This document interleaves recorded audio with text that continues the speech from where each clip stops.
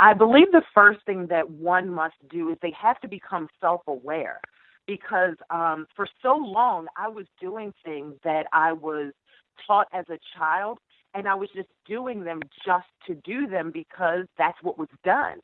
And it wasn't until I started to become self-aware and say, well, you know what? I don't like how my life is turning out. And it has to do with this belief system that I was raised with. And so the first step that someone has to do in order to break that generational curse is to become self-aware and realize what's working and what's not working in their lives, and be willing to roll up their sleeves and do the work. So after you become self-aware, then it's a matter of figuring out what it is that you want. Because a lot of people will say that they want a better life, but then when you ask them more specifically what do they want, more often than not, they can't really answer you. They just know they want it to be better.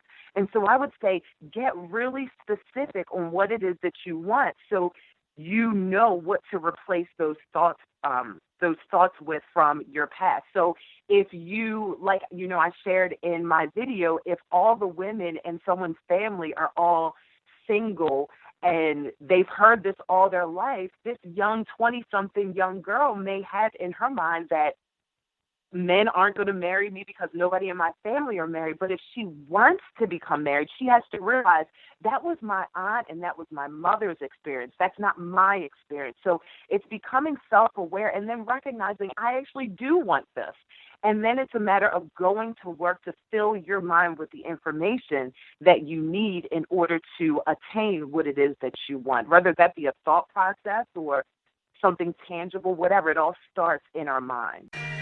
Hey, what's up? My name is Veronica. So, I think the first thing that you're talking about when it comes to being aware is the most important. Definitely. There definitely has to be that awareness that something isn't right and there is a dysfunction going on.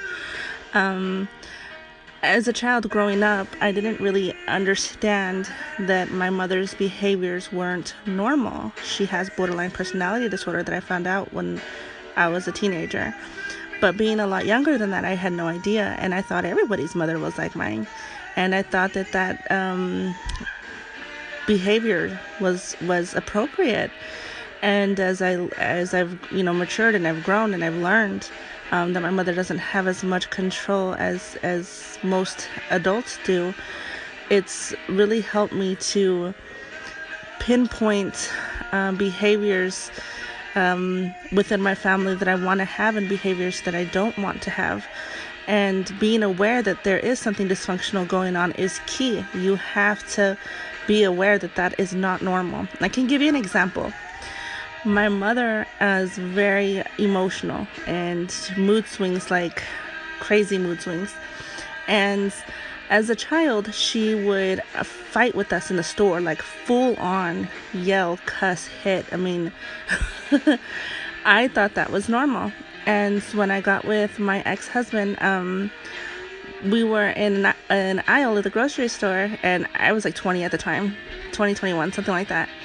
And we were in an aisle at the grocery store, and it was like the first or second time we'd ever gone to the grocery store together. And I began like arguing with him, like straight up, like right there. It was on. And he this was foreign to him. He didn't have this dysfunction in his life growing up. And so he was like, "What are you doing?" And I was like so convinced that I was right. And so I took that home. I remember he dropped me back off at my house, and I was there thinking like, what the hell did I do? Like, that's the way it is.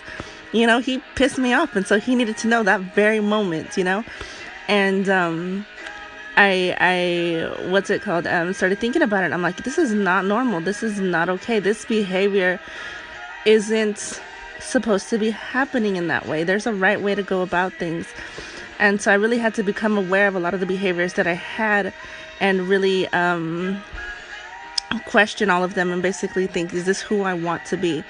I wish more people knew how to do this. I wish I hadn't learned it so late in life. I wish it was something that I could have learned growing up.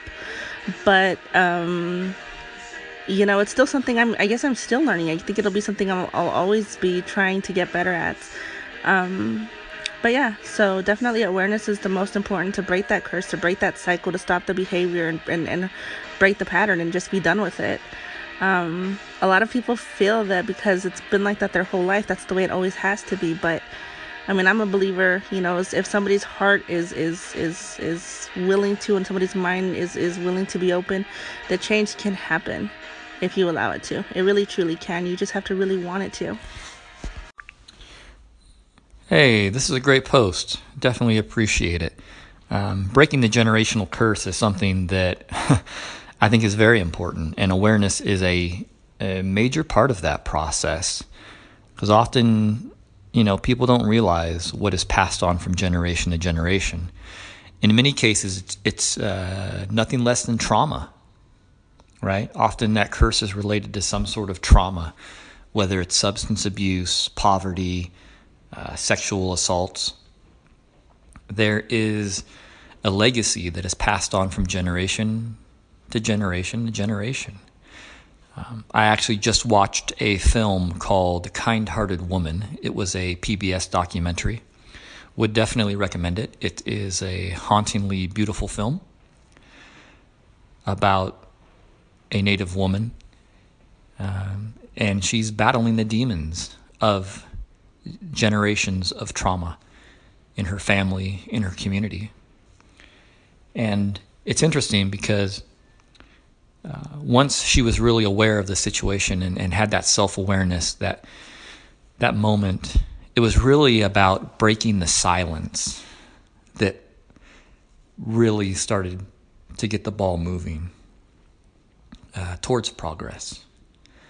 And that was the most difficult part, because there are so many individuals, family members, community leaders, so many institutions, organizations, laws, treaties, all designed to suppress our voices. And for this woman to break the silence of this generational trauma was the biggest step she ever made. And it was a huge step. It was one that she did not take lightly. Especially in the indigenous communities, where by breaking the silence, you may often involve other institutions that have caused trauma by their own right. So I think breaking the silence, creating that awareness, both personally and in your community, professionally, whatever it may be, is extremely important. So great post. I love anything that shines a light on some of the situations we may not consider or may not have the lens to properly view. So anyways, thank you for sharing.